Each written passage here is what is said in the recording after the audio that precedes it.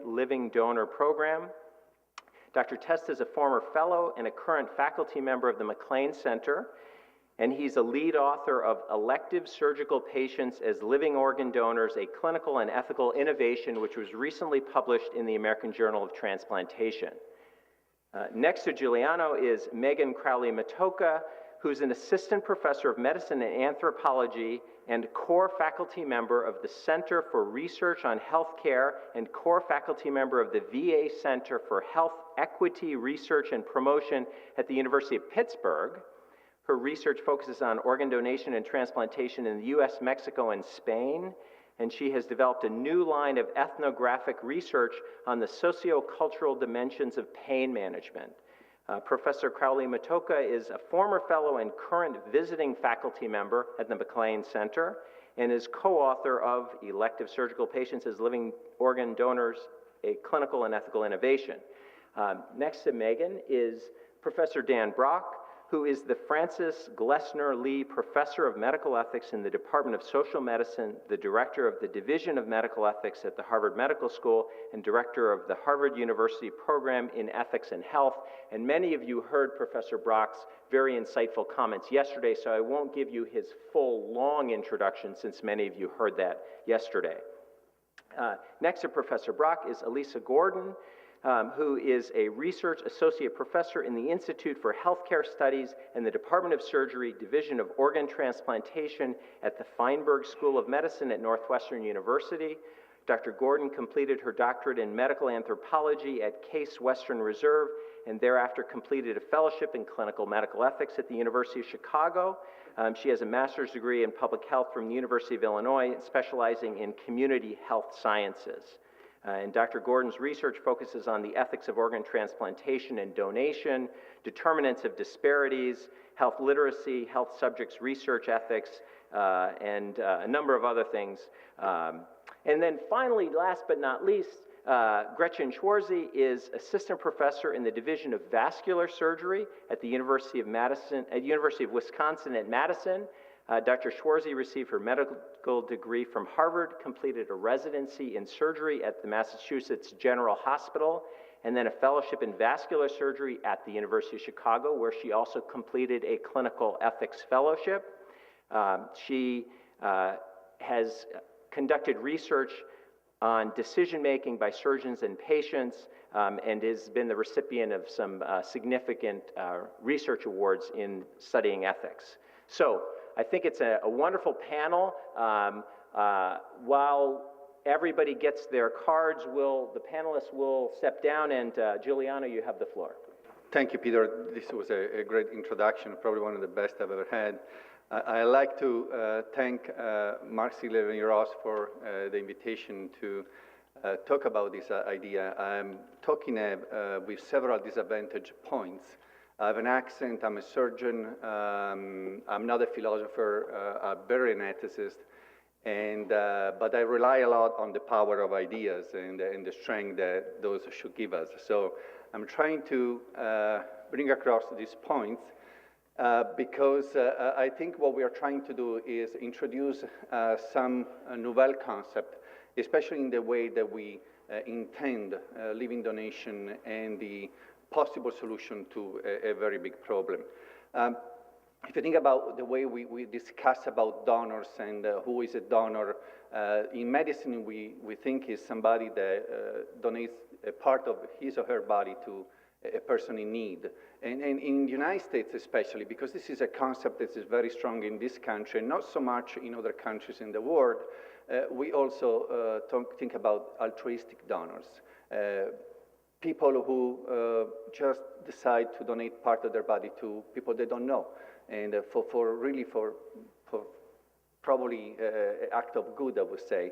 And these altruistic donors are accepted in many programs in the United States, ours included. Why we talk so much about this issue? It's not only in this convivium, but also in many other conferences that we hear a lot about donation and the problems associated to it. I don't want to show any graphic. I'm trying to do something that goes a little away from the usual showing the graphic and show how bad it is. But reality is that we are probably, the problem comes from our success. Everybody that has worked in transplantation has improved the field so much that at the end of the day, this is really almost more than a therapy. It reestablishes life and quality of life to its full extent. So it's extremely successful in what it does. At the end of the day, the problem is not anymore how to do it. The problem is how to find a way of doing it when we don't have enough supply. We don't have enough organs, and that's a point. It's not something that we can discuss any further. Anything that we have done thus far has reached its maximum. If you look at the disease organ supply, so the organs that come from disease donors, that's probably at its top. We have tried in the past years to broaden this supply by having the so-called marginal donors. Who pays for that is the recipient, because of course the quality is less good, and consequently the results at the end of the day are not as good.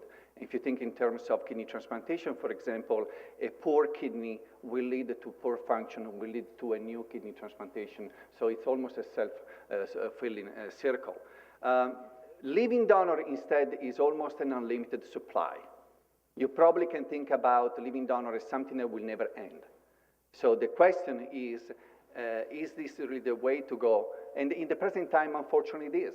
I say unfortunately because it intends that somebody who's healthy has to donate part of his body, has to undergo surgery for doing that.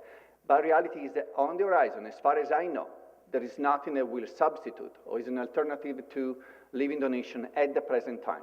Will it be in 10 years from now, 15 years from now? At the present time is a moot point. We have a problem, we have to find a way of addressing it. So can we increase the number of living donors? Is that a possibility? Well, yeah, we could. We could, for example, relax the clinical criteria that allow a donor to come forward and be accepted for donation. That will cause two problems. Number one, will probably give organs of less quality. Number two, will pose more risk to the donor himself or herself. So it's the risky business to do. We have come up, and from this center, from Lenny Ross and other people, we have come up with a pair exchange donor idea, which is the idea for whoever is not familiar with it, that if I want to donate to a friend of mine, but he has a different blood type than mine, so my kidney will not work in him, I can donate instead to his wife, for example, or to somebody else, and then the donor for that person can donate to a friend of mine. So this would circumvent the problem of the different blood type. And you can create a chain doing this. So there will be a chain of more than 20 and 25 donors has been created this. But even if you stretch your imagination to the utmost extent, it's still a limited source. It's not something that will really solve the problem. We are talking a problem of the magnitude of 10,000 of patients waiting and only few thousands of organs available. You can open the forum, and this has been done in this conference as well, to paying for organs. I'm not even getting into this because it's a very difficult field to address from many, many points of view. But those are the things that we could do. Or we can come up with something different, and that will be the surgical patients. So what is it, after all this long introduction? It will be to propose that patients, I say patients, that already are scheduled for elective surgery will be not invited but asked, and eventually will be put in a situation where they know about the possibility of donating an organ at the same time of the surgery they have to receive. And that's really the point. Those are people that have to have surgery and consequently already have, let's say, taken a certain path. And in this path, they will given the opportunity of becoming altruistic donor if they wish and will. So this is really the major difference. The donor himself is somebody who does not need the surgery.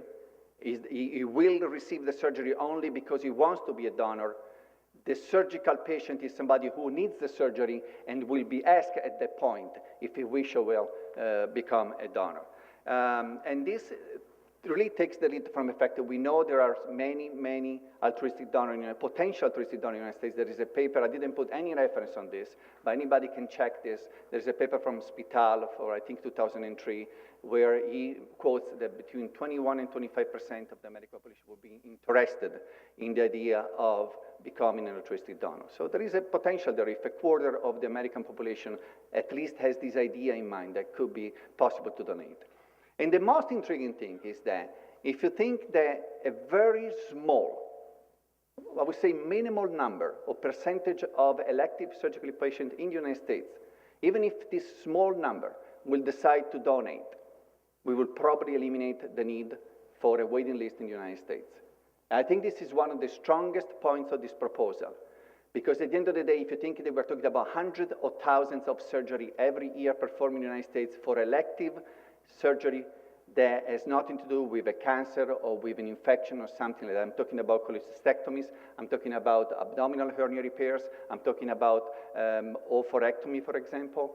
In this case, it would be enough to have even less than 3% of these patients to say, I'm willing at the same time to donate my kidney, to eliminate waiting time and waiting list in the United States. And the implications of that are huge, by the way. Of course, you need to have a little scrutiny about this because it's not such an easy thing to bring forward. And these homogenous people looking at me are the looks that we felt sometimes when we start to propose this idea.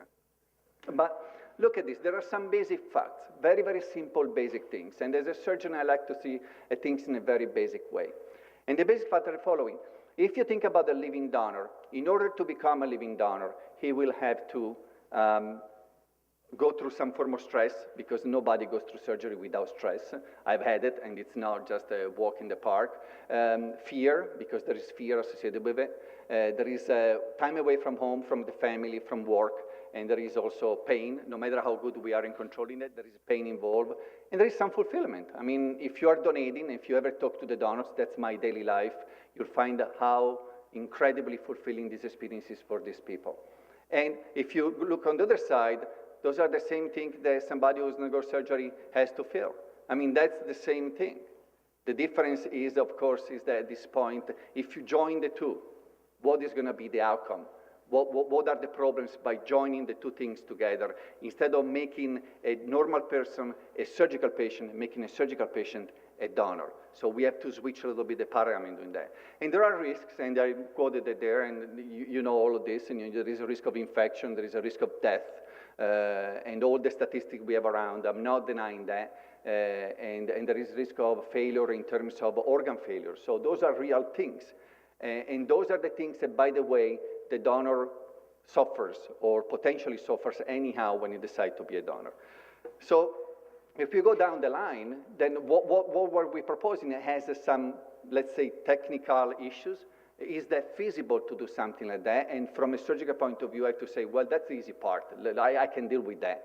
Then there are other issues. There are practical issues. And those are some of the questions that I think I would like to leave for Megan, because she's going to address specifically what would be the reaction to a proposal like this, both from the lay public, from the physicians involved, from the potential donors, from the surgery patients. I mean, how would they take that? What are the implications of proposing something like that? And also there are problems relating who's going to pay for it. Is there something we can propose? Can we find a way, can we find a system that will allow the insurance of the elective surgery patient cover only a portion of the procedure, while, as we know, when you donate, the insurance of the recipient is the one that pays for the entire operation. And also, who's going to be legally responsible for that? If a complication arises, is that the general surgeon or is that the transplant surgeon? Because the idea that we have in mind and is described in the paper is that the two different equipes from the surgery side and the transplant side will perform the operation. So there are problems back there. And also, let's say that this works, and we're going to have this incredible number of kidneys, hopefully, that are available to the patients on the waiting list. How we're going to give the kidneys? Who's going to have that? And that will be, are we using a Epstein system or free market, or we're gonna do something different, going through the line? I mean, there are many implications, and we think about all this every time we think about this paper. And then there are the ethical issues, and I know that, Professor, we will talk about that, so I'll leave this out of this, but there are huge ethical issues behind that. And there are issues regarding the informed consent, how you're gonna phrase that, how you're gonna approach that, what kind of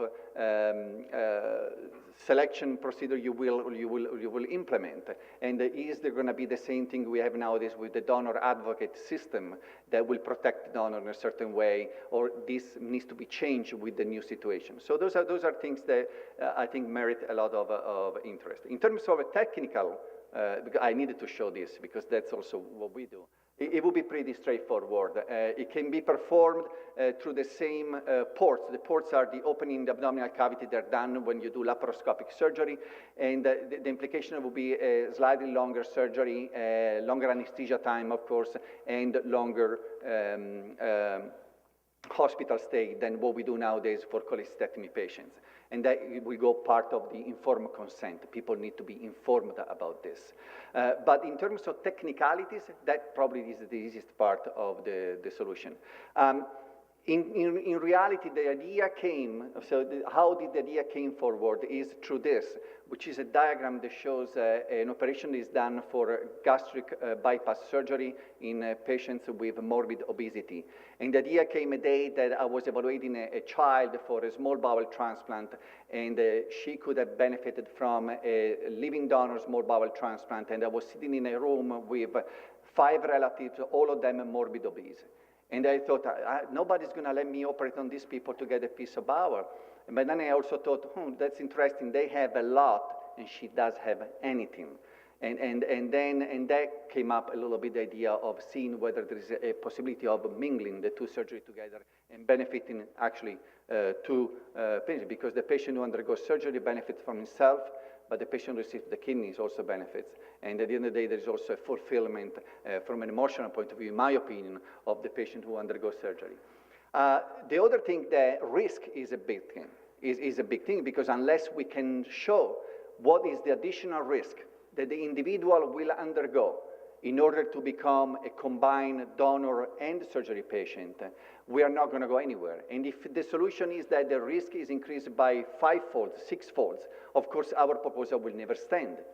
So we have a great student at the University of Chicago, William Parker, who has been working very, very hard the entire summertime and came up with this diagram, which is a little complicated, but the bottom line is here.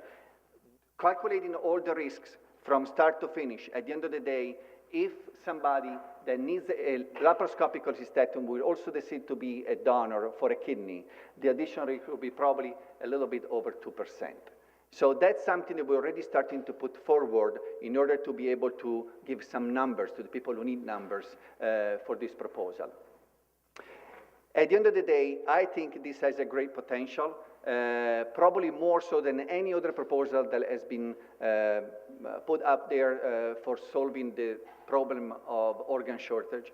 I believe, and thank God I'm not only the one, that we can find an ethical solution to the ethical questions that we have and the practical solutions to the insurance companies and organization of how to proceed once this proposal will be put in practice. The bottom line, and I think that's very important, this is not a proposal to mandate something. This is only a proposal that will put out there the possibility to the patients who are undergoing elective surgery that they could also donate. That's all. Because at the end of the day, we cannot force anybody this, and this will be absolutely voluntary. And this happened to Mark Ziegler when he went to give a speak about this issue, and a lady wrote a letter and said, had I known that when I had my hysterectomy I could also have become a donor, I would have done it right away. So it is the possibility that we want out there, and then within this possibility build a system that will allow patients saying, you know what, I'm going to have surgery. At the same time, I would like to do something, I want to donate a kidney.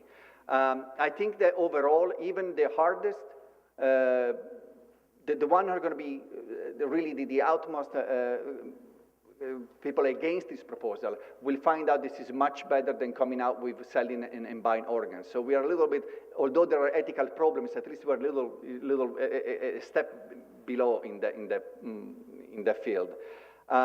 It will improve outcome, because in my mind, I hope that will unify the criteria for accepting living donor for kidney donation in the United States, which is not the same. What we do here is not the same they do at University of Illinois, even the same in State City is not the same they do at Northwestern or Loyola. So the idea of unifying criteria will probably at the end of the day strengthen the donor position and make their operation safer. And at the end of the day, it may also provide some financial benefit, because if you think about eliminating waiting time on the transplant list, you take away patients from dialysis. And we all know that 1 year of dialysis with a kidney transplant already has even out the expenses. And from there on, it's all a gain. So from that point of view, we're already working with the business school trying to propose also this on a more comprehensive fashion, talking about also the potential benefit from the community at large. So this is the proposal. I have to thank Mark Ziegler, Peter Angelos, and Megan for allowing me to look a little behind and under my skirt and be a little more, they made me really a little better thinker than I am, and I thank the MacLean Center of Ethics, because that's really where most of the beautiful ideas come forward. Thank you for your attention.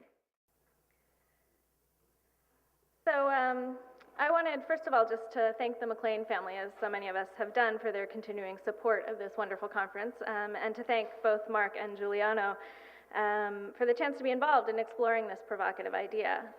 And I wanted also, just to acknowledge the larger research team that's been working together on this, as well as the sources of support for this work.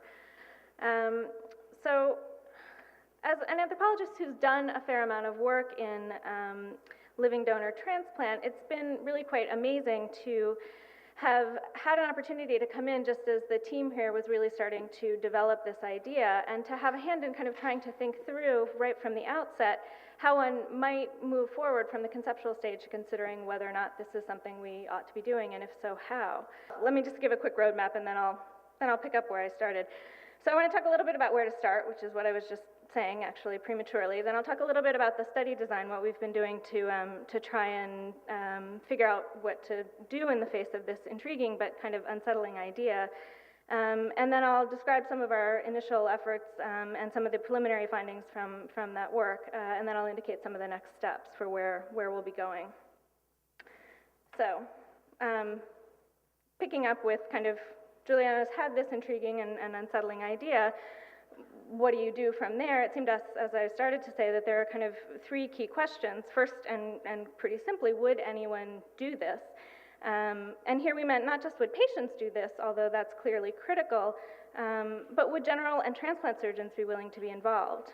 Second, if this were to be done, what would be the best way to design it? What kinds of policies and procedures could be put in place to best support and protect all of those potentially involved? And finally, is this, or could it be, an ethically acceptable thing to do? Fundamentally, is it ethical to ask surgical patients to do this?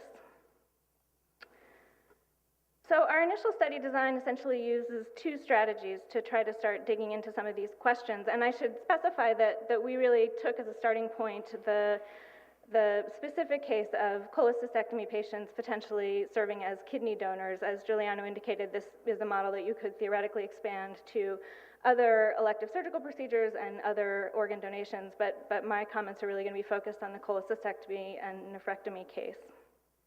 So that being said, first we decided to do a series of in-depth qualitative interviews with the three key groups that would be most intimately involved in this procedure if it were to be put into practice: elective surgery patients themselves, general surgeons, and transplant surgeons. And though the interviews, of course, differ somewhat between the groups, they all cover essentially the same ground, exploring people's reactions to the idea, what worries and concerns they would have, what kind of information they would want, what, if anything, they might like about the idea. And we also wanted to ask for very explicit advice from the very different perspectives of each group about how to best think about designing a process for this. And our second starting strategy for beginning to explore this new model draws directly on the history here at the University of Chicago of developing a sort of deliberate, ethically engaged process for surgical innovation, a process, as I'm sure many of you know, that was initially developed around living liver donation here. We wanted right from the outset, before anyone's really thinking about actually doing this procedure, to really invite public examination, discussion, and debate about the concept, and to really use that process to refine the concept itself.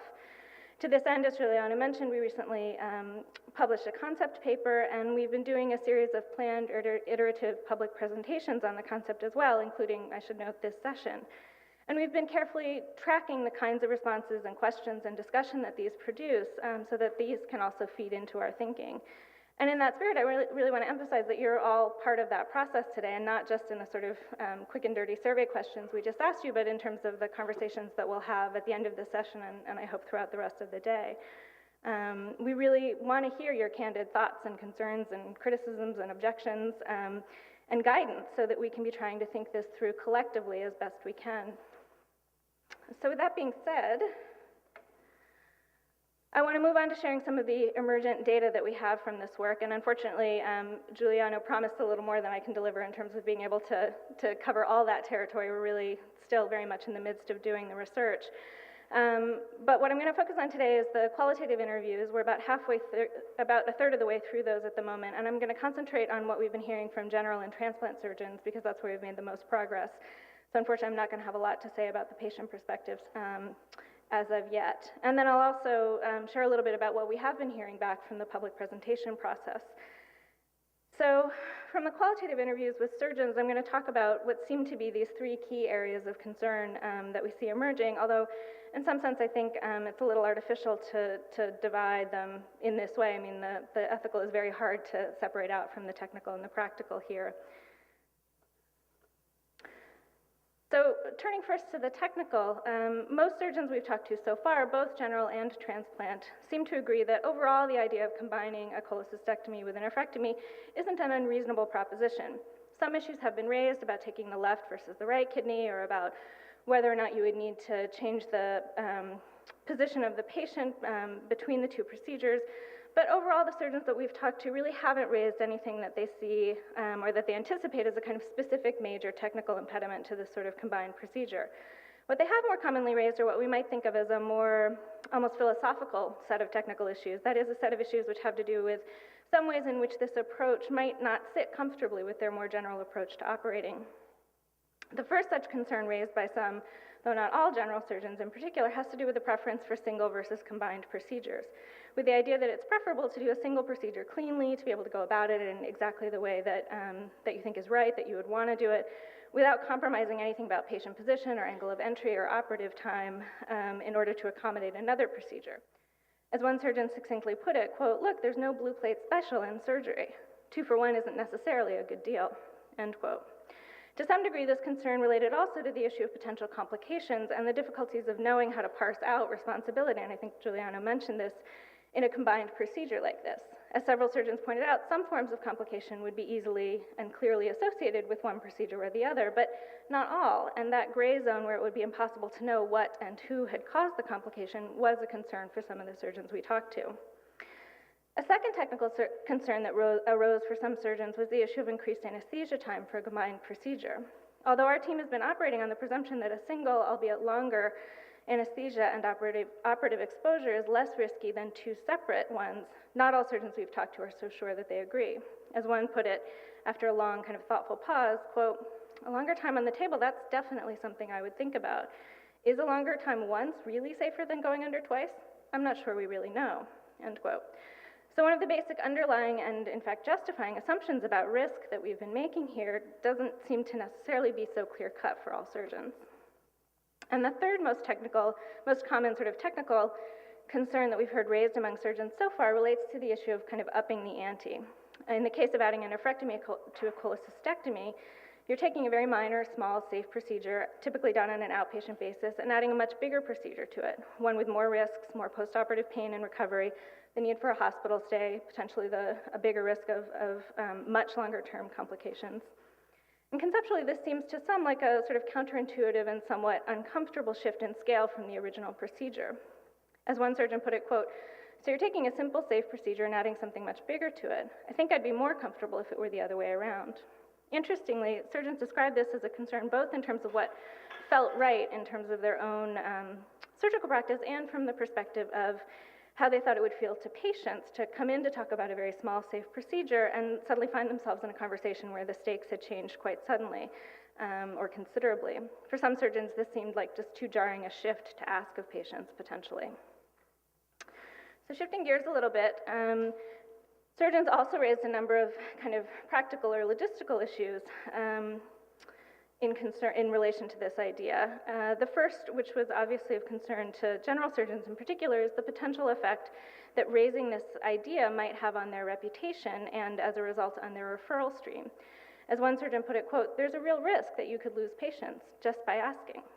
The last thing any surgeon wants is a patient going back to the referring physician and complaining about having been sent to that crazy guy who wanted to take my kidney. And as several pointed out, for a bread and butter procedure like cholecystectomy, patients and their referring physicians have lots of choices about where they could go for this, making referral streams for this kind of procedure perhaps particularly vulnerable. Furthermore, as some surgeons pointed out, this fear could drive some to avoid raising this form of living donation with certain kinds of patients, specifically with the kind of well-insured patients with whom tainting a profitable referral stream would be a real worry. As one put it, quote, "So you've got a Gold Coast patient sitting in your office draped in $25,000 worth of jewelry, and you bring this up.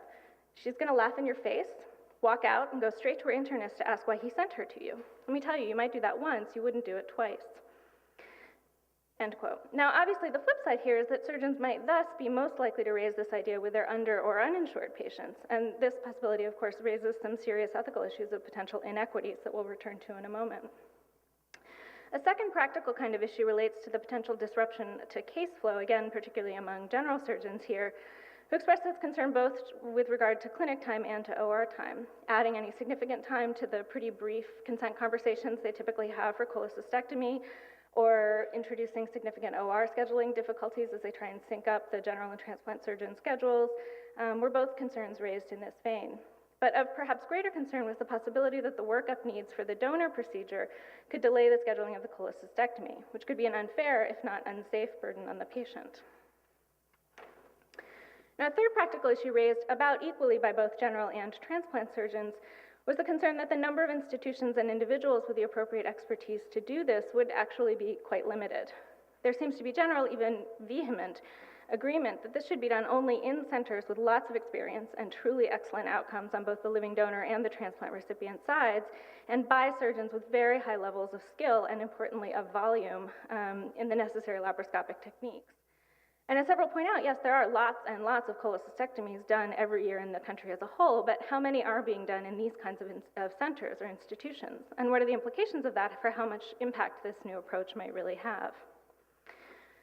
So finally, I want to turn to the sort of major explicitly ethical concerns that have been emerging from our surgeon interviews. And the first that I think emerges most powerfully here is, as we actually saw a concern shared with the group here, is this issue that surgical patients may be particularly vulnerable to coercion by virtue of their need for surgery and of the dynamics of the surgical relationship. General surgeons speak really eloquently about the deep responsibility engendered by the surgical relationship, by the trust enacted when a patient puts him or herself literally into their hands. And some voice real concerns about whether raising this form of living donation could, depending on how it's done, trade inappropriately on that trust. As one put it, quote, "So they come to you sick, they need an operation, and then you're asking this. They trust you to take care of them, and that's powerful. It's a covenant, and you need to treat it with care." Interestingly, this feeling of deep responsibility seems to produce some different ideas about what the most ethically appropriate way to approach patients with this idea might be. Although it's important to remember that we're still only partway through the data collection so far, most surgeons seem to lean towards some kind of strategy, as we might have expected and as we also anticipated would be appropriate for kind of creating distance between themselves and the introduction of the idea so that patients aren't made to feel in any way that this is a recommendation or a request coming from their own surgeon. Suggested strategies from surgeons themselves for doing this include simply making informational literature available in the waiting room and then offering a referral to the living donor team if the patient brings it up him or herself, Or for some, it might be acceptable to raise the idea directly during a clinic visit, but in a deliberately rote sort of way, saying something along the lines of, so we let all our patients know that we have this program, and here's where to go if you're interested in finding out more about it. But overall, most surgeons seem to agree that they'd prefer, from both a practical and an ethical perspective, to be only very minimally involved in presenting and discussing this idea with their patients. They're willing to be involved in the actual surgery itself, but they generally really want very little to do with working through whether or not to do this with their patients. But I think it's worth noting that for at least a few general surgeons, the ethics of engagement and trust with their patients cuts another way. For these surgeons, the covenant of trust with their patients means that they would actually want to be integrally involved in the consent process for the living donor procedure. And for this group, the involvement was really viewed as supporting their patients, helping them think through the choice in the spirit of the surgical relationship that they had already established with them, rather than simply abandoning them to make this decision on their own as if it were a wholly separate thing. So at least so far, we're gathering lots of advice about what a consent process for this might look like, but there is some interesting diversity in that advice. So a second really critical ethical issue that seems to be emerging from the surgeon interviews is one that we've already touched on, the potential for inequities in who might be approached with this idea. And in addition to the possibility that some surgeons might be less willing to approach their more privileged patients with this idea, another potential source of inequity that's been raised is the fact that more women than men tend to have cholecystectomies. And this possibility of a gender inequity is perhaps of particular concern, given that it's already the case that more women than men serve as living kidney donors under the current system. As one surgeon put it, quote, "I would be concerned that the people most likely to be exposed to these requests would be women, Medicaid patients, and minority women in particular." And a final ethical issue emerging from the interviews that I want to highlight here is the position that the kind of classic, "what would you do, doc?" question puts the surgeon in here. Most agree that this is a question they would anticipate getting from at least some of their patients. And for some surgeons who are used to usually being able to answer that question on the basis of medical necessity, this can get a little uncomfortable. One surgeon played out a potential conversation in this way, quote, "So you say, yeah, I would do it." And then the patient says, "So, okay, you're just waiting to get gallbladder disease then? If it's so great, why don't you just go ahead and donate now?" And the truth is, I don't think I would do this. If my daughter needed a kidney, no question, I'd give her both. But like this, no, I don't think I would. Others, however, felt less need to be able to personally endorse this choice, agreeing that you would need to think it through ahead of time and sort of have in mind what your answer would be, but that something along the lines of, look, I think it's a very personal decision. It's not something, I or anyone else could make for you, but it's a reasonable thing to consider would be just fine.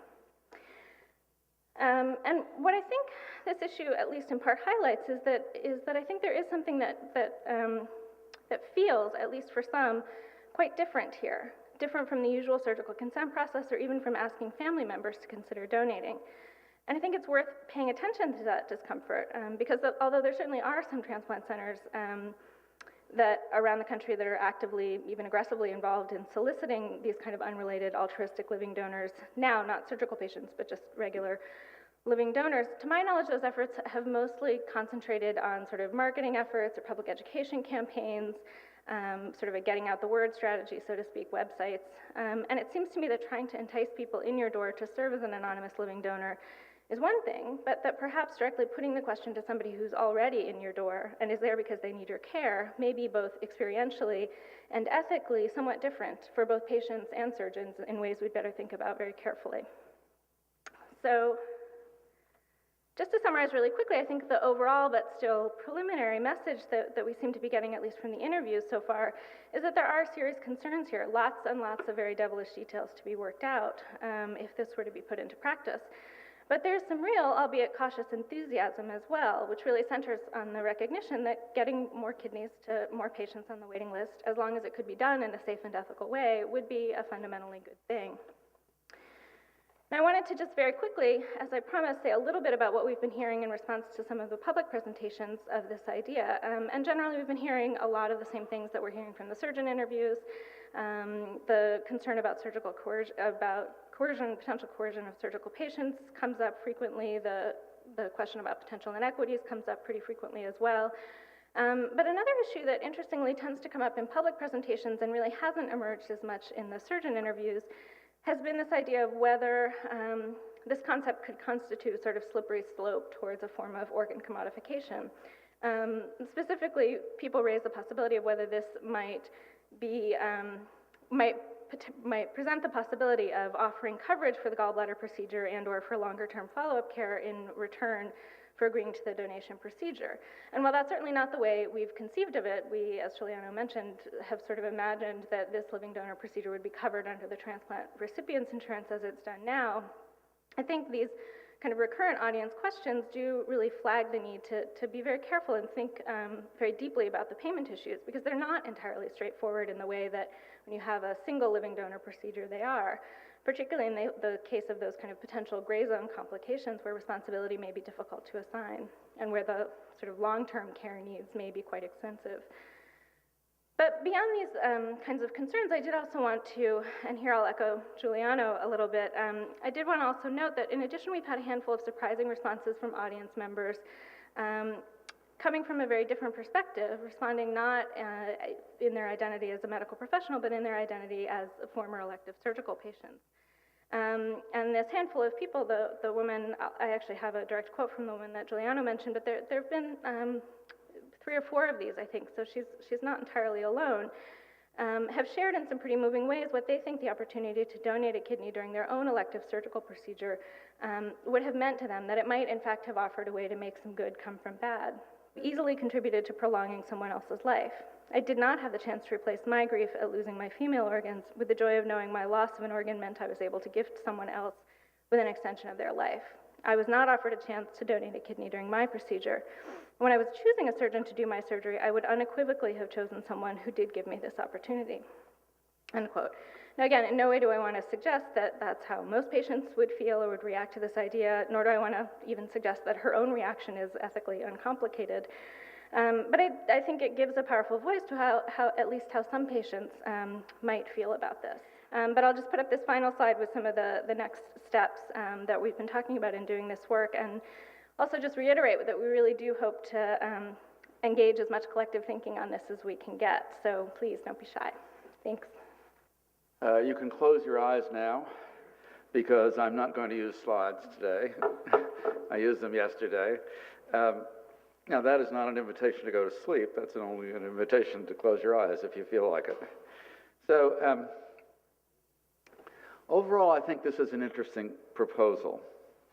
If I was on an IRB that was given the pilot program that you're proposing, I think I would probably vote in favor of it, for whatever that's worth. I spent 15 years on an IRB, and I'm certainly happy not to be on one now. It would be, I would like to have a little more information about the potential impact. Your paper only spoke with regard to cholecystectomies, whereas you're talking about a wider group of potential patients. So the numbers in terms of trying to think about how much impact this would have are not entirely clear to me. So let me talk about what I see as the ethical issues. First, the additional risk to cholecystectomy patients. How much additional risk is there? Well, that's what the pilot study is presumably going to tell you. That's what you're going to try to find out. You don't know that now. For each donor, any living donor, whether related or unrelated, if you substitute a cholecystectomy patient for a living donor, related or unrelated, then it should be the case that the risk is lower. Now, one might worry that that we don't know that. It's one of the things that was up on somebody's slide, I forget whose, in that there might be the case that if the interaction of a cholecystectomy and donation at the same time had a greater risk than doing them separately, then you wouldn't do them together. But there's little reason to expect that. I wouldn't think that's what you're going to find out when you try to do the study to determine the risk. So these donors will be assuming less risk than a typical living donor, whether related or unrelated, does. And so if the risk of living donation itself is not excessive, then this lesser risk this lesser additional risk shouldn't in itself be excessive, so that we want to prohibit people from taking it on. Now, some people oppose living unrelated donation, period. They say it's okay to take risks for others with whom you have close relationships with, maybe have responsibilities for, but not for strangers. That's, I think, a mistaken view. One may have a stronger reason to take on this risk for those to whom you're related, those you care about, family members, and so forth. But from that it doesn't follow that it's impermissible for a person to take on risk for an unrelated donor for a different reason, not because they have that special relationship. We would think it's perhaps even more praiseworthy to do it for a stranger, in a certain sense, than it is to do it for a family member. What about the surgeon doing the cholecystectomy? He doesn't do the organ retrieval, so he's not personally responsible for the additional risk. The retrieval team is responsible for that, and in fact, it's going to be less than the risk they impose on living donors when they're not undergoing cholecystectomy as well. Suppose the surgeon won't, I don't remember whether it was mentioned in your presentation, but in the paper, it was said that you would ask the surgeon for consent to approach the patient, and if the surgeon didn't consent to that, you wouldn't do it. But suppose the surgeon says, no, you can't approach my patient, either in the clinical trial that you propose to do, or post-trial if the condition becomes common, the procedure becomes common. Should the patient be told of the possibility of donation, even if the surgeon doesn't give consent to approach him, and referred to another, told about the opportunity to do it and referred to another surgeon who would do it if the patient is interested in donation? My own view in answer to that is yes. I think it's similar to other cases of conscientious refusal. The surgeon doesn't want to do it. The surgeon isn't forced to do it. The transplant team wouldn't be forced to do it if they have moral objections. But the surgeon shouldn't have the right to veto the retrieval team contacting his or her patient. Now, maybe as a practical matter, you may have to do that, but at least as an ethical matter, I don't think you have to do it. Now, what about the consent? Would the consent here be valid? And that seems, from what we just heard in the last presentation, to be both the public's and professionals' principal concern about the coercion of donors. Again, just to emphasize a point that I'm not sure was emphasized in the presentations, the proposal is that if the surgeon consents to his or her patient being approached, then a separate retrieval team will approach the patient and inform them about the possibility. Then they will not contact the patient again, but instead they will only have further contact with the patient if the patient initiates further contact with them. So the patient at that point has to take the responsibility for moving the process forward. Now, so would consent be valid in that kind of process? Well, I don't see any reason why consent couldn't be informed in that circumstance. The patient could be told of the risks the best we understand them. Somebody might say, well, look, especially at the clinical trial stage, we don't know what the risks are. But of course, that's true with clinical trials and experimental investigations in general. So if not having that knowledge should make this unacceptable, it ought to make any other experimental investigations unacceptable where you also have only limited information about risk. And I think it doesn't. What about voluntariness, a second condition for valid consent? And this is, I think, where most of the worries go. I think the voluntariness is pretty well ensured by the process that I described just a moment ago, where the patient is told by, not by his surgeon, but by a separate retrieval team about the possibility, and then he's not bothered again unless he or she institutes further contact with the retrieval team.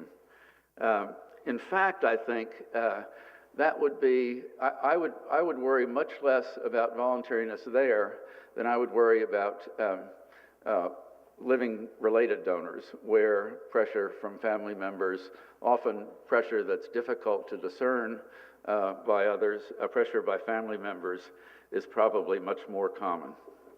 And the third requirement for valid consent is that the patient be competent, and there's no reason to think that you couldn't screen patients for competence in this case. Would this be exploiting patients who need a cholecystectomy? Well, I think here again the answer is no. If a surgeon said to a patient, you need a cholecystectomy, but I'm only going to do it if you also donate an organ, then that would clearly be coerced consent, and that would be exploiting the need of the patient for that treatment. That, I take it, is not what we're talking about. Now, I want to add one other point. If it was made legal, which it isn't now, would it be okay to offer financial compensation to cholecystectomy patients to also donate a kidney?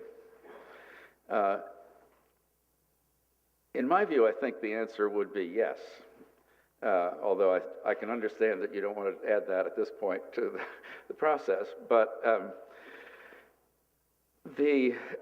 once again, no surgeon or transplant team need participate in a process when there was an additional financial compensation offered. Would there be exploitation? Well, there might be, but there certainly needn't be. Some of you may have heard me make this offer. I've made it on several occasions. One of my kidneys, I have two well-functioning kidneys as far as I know, and one of them is for sale for $2 million, and I'd be happy to make the deal with anybody after this session. I've offered it a number of occasions. I haven't had any takers yet. I haven't even had anybody want to negotiate. But would I be exploited if I made that deal? I think clearly not. I have a good job. I have a pretty well-paying job. I'm not desperately in need of money. I would just be giving up something that I would be willing to give up for that amount of money. So the exploitation is going to come not just from the financial transaction. The exploitation has to come from taking advantage of somebody who's in an unjustly disadvantaged position, which I am not. Now, then one might worry about, well, would it be only the very poor Medicaid patients who would take the additional financial incentive? And that might get you a worry about exploitation. If really that's the only worry, then an interesting alternative is to say, we only give the financial compensation to patients who have at least the average annual income, so that we're not taking advantage of the poor. The point is, there are ways to avoid the exploitation if that's your only worry. Thank you. Get started. I'm in this very awkward position of being the last panelist of the last panel of the day, and I've been asked to present my research, which may only be tangentially related to the question for the panel. And furthermore, the panel is full of anthropologists, and I've used anthropologic methods, which feels a little bit like feeding Peter Ubel to the University of Chicago economics professors. And most importantly, the next speaker is my academic idol, Dr. Bosk. I've read your book maybe 100 times. Forgive and Remember is by far the most important piece of my life. But fortunately, I was able to anticipate all this, and I will be very brief. So this paper came up actually as a result of a previous MacLean Center conference. I had given a talk about how surgeons decide to operate, and at the end, Rochelle Bernanke stood up and said, well, can you just tell me why surgeons won't let you withdraw support on their patients in the ICU after they've operated on them? Is it just because they're so upset about their mortality statistics? And I thought, you know, I don't think that's what it is, but I don't know why they won't do that. And so I looked into some of the previous investigations, and certainly Dr. Bosk had talked about the surgeon's moral imperative to never let the patient die. But Joan Cassell, who is an anthropologist who works out of WashU, published a beautiful ethnography of her time, 18 months in the ICU, where she described the administrative methods of intensive care and really described that the surgeon's position was one of a covenant, where the surgeon says, if you let me invade your body, I promise to fight for you till the very end and protect you and not never let you die, but I will do everything I can to keep you alive. So I wanted to add to the previous research, and my methods are qualitative, very similar to what you've heard the two other people have done here today, and I'll just talk briefly about our results. So what I've found is that there is an implicitly understood contract, not a covenant necessarily, but more of a two-way street, which is a complicated relationship that involves negotiations with patients who require high-risk surgical procedures between the surgeon and the patient. And this interaction creates an informal contract between the surgeon and the patient, which the patient not only consents to the operative procedure, but commits to the post-operative surgical care anticipated by the surgeon. And to best describe this, I've broken the data down into three different categories. And the first is the process of establishing this thing, which I call surgical buy-in. The second are contributors to this arrangement, meaning why do the surgeons require buy-in? And finally, what are the consequences for different stakeholders? So our respondents were primarily surgeons, and for the most part, they felt that there was some sort of arrangement that had been established preoperatively where the patient actually agreed to commit to the postoperative care. And as one surgeon said, during a big operation, the surgeon feels there is a commitment made by both the patient and the surgeon to get through the operation, as well as all the postoperative issues that come up. In addition, surgeons were fairly conscious of the fact that this didn't always go as well as they had planned, and they may need to even negotiate the postoperative care. However, they were not willing to negotiate on certain points. As one surgeon said, I cannot just sort of pander to everything they believe, and if we can reach an accommodation sometime which is really a negotiation that I feel comfortable and they feel comfortable, that is great. Or surgeons would not necessarily describe the level of postoperative care, but actually contract for time by saying, I mean, usually if a patient has a very clear DNR order written, I will contract with them and say, look, if we are going to do this, I'm going to need 30 days to get you through this operation. Furthermore, respondents were often surprised if postoperative care was refused. We gave them several scenarios to comment on, and one was which a patient who was not doing well postoperatively, though their prognosis was uncertain, the family came in with a previously undisclosed advance directive, and the response was, well, I would express my unhappiness that this advance directive was not previously mentioned, somehow a betrayal of the contract that was made preoperatively. We found several contributors to surgical buy-in, and others have certainly commented on this before, but personal responsibility to bad outcomes seems to play a large role here. It is like I made this decision to do it, and if I'm going to see it through to the end, and that makes it a little harder, at least in my conscience, to throw in the towel, so to speak. Furthermore, surgeons saw a fair amount of agency and personal investment into the intervention or the endeavor of surgery. Obviously, you don't want to be the agent that you know kills someone in the operating room. Furthermore, they described emotional pull, such as you might feel terrible, you always feel terrible, but you might feel really terrible if it was a completely elective procedure. And finally, the surgeons describe the culture of success, and that success is expected when you take someone to the operating room. Because we have been educated to be champions and winners, we have never been educated to recognize the potential of an adverse event. Unfortunately, there are several consequences of buy-in, and the first is that oftentimes surgeons are unwilling to operate on a patient who may otherwise benefit from the operation. I don't need to offer them that operation. They can ask for the operation, or they can go to any other surgeon. Additionally, surgeons can be reluctant to withdraw support, as Rochelle had pointed out before. I cannot, and this is what a surgeon describes that he says to his patient, I cannot, even if you wish it, I cannot turn off the machinery if I think you are survivable. And that is sort of the attitude we go in with. Furthermore, surgeons talked about negotiating postoperative care. You went through this big operation, and I think we have a reasonable chance, maybe another week or 10 days of getting him off this.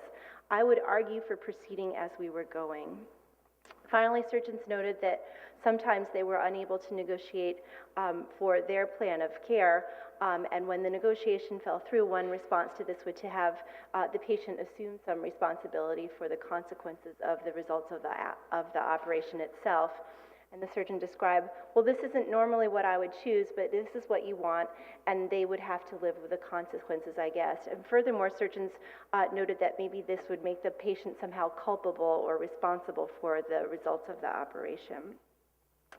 So in conclusion, I found that buy-in is a complex negotiation between the surgeon and the patient, but this contract is not necessarily explicit or even implicit from the patient's perspective. And unfortunately, I started by just examining surgeons, and the next step is, of course, to examine whether the patient really feels that they've participated in this contractual negotiation. But it does seem to me that it is essential for the surgeons who do perform these very high-risk procedures that they have some sort of arrangement, at least in their mind, that the patient is going to follow through with the postoperative care. This unfortunately has mixed consequence. I do believe that the surgeon's responsibility and commitment to the patient has significant value, and the surgeon piece of it to want to bring the patient as far as they possibly can to achieve the patient's preoperatively stated goals is a valuable thing to protect and fight for. And there are probably some very good ethical arrangements for supporting the surgeon's position in the buy-in arrangement. The first is resources of justice. Surgery certainly, particularly transplant surgery, but even just surgery as an endeavor in itself, takes a lot of hospital resources, surgeon time, and even things such as blood products, etc. I think the other ethical argument is that the surgeon feels an agent, that they have a role in the patient's outcome, and it's very difficult for the surgeon to divorce themselves from that role in the patient's outcome.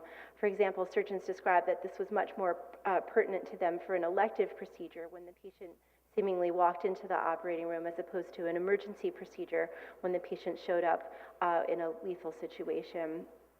And finally, surgeons maybe just in the postoperative setting, when they're refusing to withdraw support on their patient, they may be really trying to respect the preoperatively expressed preferences that they discuss with the patient before their operation. Unfortunately, there are negative consequences to buy-in as well, and it unfortunately strains the surgeon's ability to respect patient autonomy and preferences in the setting of an unanticipated outcome. But I do think more investigation could possibly point to a way to modify the preoperative discussion to protect patient preferences and assist the surgeon in the endeavor of surgery itself. I'd like to just briefly comment on the cholecystectomy organ donor and see if I can make some relationship between my own personal research and this very interesting proposal here. My husband is a transplant surgeon, and I was discussing this paper with him on a way back from a surgical conference last weekend, and he nearly threw me out of the car. I had to explain that this was not my proposal, but in fact it was Giuliano's proposal. Interestingly, Megan's qualitative research of the general surgeons is very interesting, but I'm dying to hear the results of what the transplant surgeons would say. And My husband said, you know, the donor nephrectomy is one of the most horrifying operations he does, and to increase the risk of the operation just seems almost intolerable to him just by adding another operation to it, such as a cholecystectomy. And we found this in our data. This quote, "Why am I taking the risk if this is elective?" is actually from my data. The surgeons really personified that risk, saying that the risk is mine, not necessarily the risk that the patient is taking, which has good points and bad points, obviously. Additionally, can you find surgeons who will do this? Should the contract with the recipient list, so is the surgeon looking at the list, or is the surgeon looking at the donor as far as who the surgeon's making this contract with preoperatively? So does the contract with the list have a higher moral standing than the contract with the patient and donor sitting in front of them? And, Giuliano and et al. In their paper talk about how some surgeons would find the potential contribution to the organ supply as a reasonable justification for possibly participating in the new approach. And I guess that would really change who the contract is with. Is it with the list or is it with the donor? I'm a bit concerned about the dilution of personal responsibility for the patient. I think part of what makes surgery happen and what makes postoperative care go well is this intense responsibility for the patient, and I'm concerned that when there are two surgeons involved, when something's going wrong with the patient, I think we've all had this experience where everybody sort of says, well, that's not my problem, and walks away. And I'm worried that if there are two surgeons involved, if there's a problem with doubling buy-in or halving buy-in. And finally, there's some empirical evidence for extreme commitment to the healthy organ donor, and this is sort of the other side of the sword of buy-in. A very well-known hospital on the East Coast had a fairly disastrous donor event where the donor had extreme bleeding in the operating room and unfortunately went into multi-organ system failure after her donation. Given the patient was in multi-organ system failure and the care providers were transplant surgeons, she then received a liver and kidney transplant for her multi-organ system failure. Thus sort of maybe interrupting the contract that those transplant surgeons had with the list or other recipients for organs. So maybe it's good just to have some questions or commentary.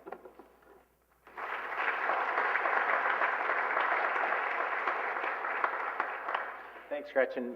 Perhaps we could invite the panelists to come up here for just a few minutes. I've been given approval by Dr. Siegler to spend a few minutes on questions and potentially even answers. So, the floor is open for questions.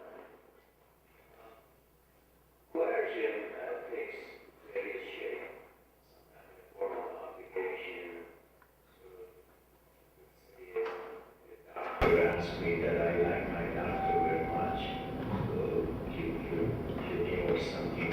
I wish you would have not asked me, or for example, somebody on his behalf would have asked me, because I might be very generous in other areas, but I just like my kidney. Since it is 3% of the population involved, maybe it would be a good way that a system developed that the doctor doesn't even know if they were asking or not. So there are maybe only flip the coin and only 5% of the patients are asked. So nobody knows that. We discuss this and we come up with questions and comments. And the more I really realized that probably the key is not even asking.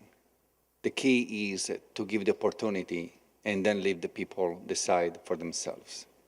So I think that really this is probably the way to, not to circumvent, but to really find an ethical justifiable situation where if the solution is there, then it's up to the patient to choose whether needing a cholecystectomy, they would like to go somewhere else where they can also donate.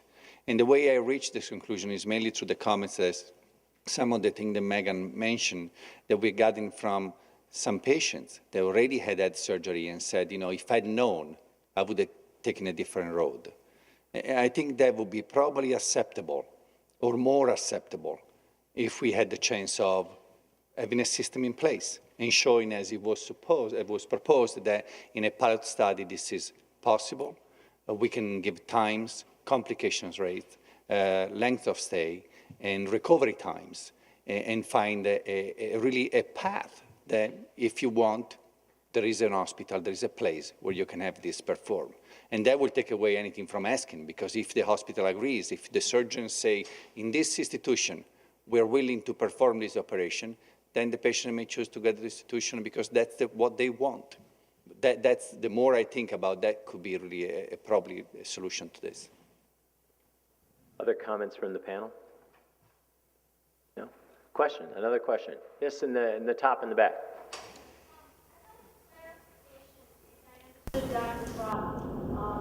Specifically, and then certainly I'd like to go to Dr. Testa. And following up on Gretchen's point of the husband, if we're looking at this, it's not only the additional risk of the cholecystectomy patient compared to a living kidney donor, it's a double resection. And echoing the comments of her husband about the amount of blood loss, when we look at these surgeries, I would like to see maybe 3 categories: cholecystectomy, living donor, and then double organ resection, because you have to make it comparative. And I think that complication rate would be what you would want your benchmark to be. That's comment number 1, and I appreciate any response to that. And then, when we're looking at the reasons in terms of transplant surgery, we know about rejection rates, and what we need to introduce into the conversation is what are the top 4 diagnoses that bring patients to need kidneys, and what is the rate of rejection overall to all comers, given what we know about the specificities of the genetics with certain kidney diseases, that when we transplant, the disease returns. Just answer the first part. So I'll just answer the first part. I think you're right. We would want to know the risks for all 3 of those categories. Now, and I don't, I'm a philosopher, not a surgeon, so I don't have any a priori notion of what they would be, but I take it that the proposed clinical trial should give you answers to those questions, including that is all 3 of the categories that you want information about. When we don't know when one of our patients is eligible for a clinical trial of any type, where the surgeon is the investigator in the trial, how do we do this? Do we mention the trial to the patient and then say no more? Do we not mention it and have someone else come and talk to them, although we're the ones who know the most about the trial? And as we look at the surgery in general, we have to establish this rapid trust with our patients. We talk about the relationship of unequals, and then we rapidly have to establish this trust. So if we're really good at that, and the next thing that we say is, and by the way, we have this trial that we would want you to consider participating in, but don't feel obligated to do it. I'm not really going to kill you on the operating table on purpose if you choose not to participate in my trial. So I don't see how to resolve that. Perhaps, Giuliano, unless patients just go to an institution wanting to have that opportunity to donate. Other than that, I don't see how we can establish a relationship with a patient and not corrupt it by asking them if they would be interested in participating. But my understanding of this proposal is that, as it was written up in your paper, is that the surgeon doing the cholecystectomy would have nothing to do with the informing the patient about the possibility of donation and going through the process of informing if the patient is interested. The surgeon, and actually I don't think, as I mentioned, that this requirement is justified, but the surgeon only has to give consent to the transplant, to the retrieval people, to inform the patient of the possibility of donation. Then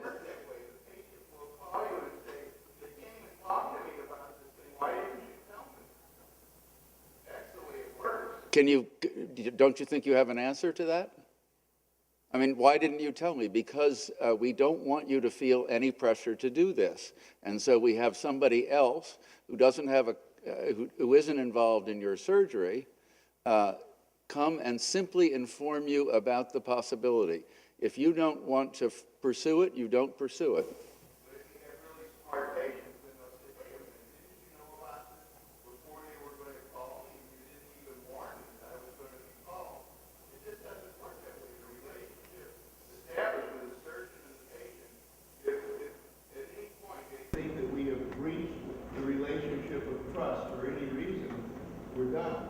So I think I was getting at sort of the things surgeons feel very confident about informed consent conversation. And so we feel very challenged by many of the things Peter brought up this morning about difficulty in communicating information, about whether we've figured out patient preferences, and then to add this additional responsibility about our trust and whether we can take care of you. Martin McNeely has written a wonderful paper about this sort of relinquishing of trust to the surgeon that happens over time within this informed consent process, and that's sort of how patients sort of get themselves to take on the endeavor of surgery. So I think that it's a really complicated, I mean, it's a very important piece of the surgeon-patient relationship, and to interject this piece of the kidney donation is going to be very challenging. To what extent do you believe that the cognitive informed consent is virtually overridden in the adult-to-adult liver donor situation by the emotional consent?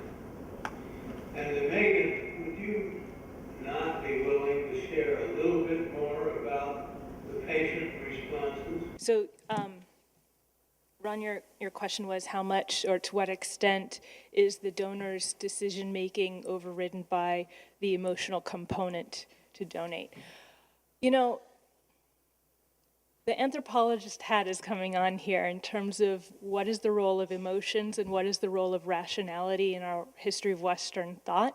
And traditionally speaking, those have been separated as two different things, that emotions are separate rationality, and I don't think that you can necessarily separate them. I think an anthropological definition of what is emotion, it's embodied thought.